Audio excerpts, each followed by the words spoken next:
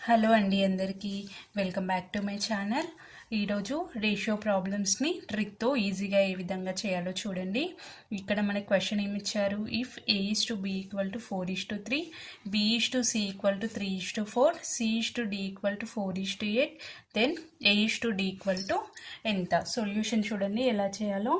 ఇక్కడ మనకి A value 4, next B value 3, C value 4, D value 8. ఇప్పుడు A:Bని A/Bగా రాసుకోవాలి. నెక్స్ట్ B:Cని B/C, నెక్స్ట్ C:Dని C/D.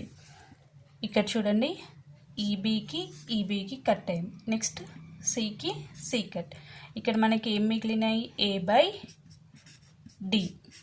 ఇక్కడ మనకి ఏ వాల్యూ ఎంత, 4, D వాల్యూ 8. 4 1 = 4, 4 2 = 8. ఇప్పుడు A:D = 1:2. Thank you.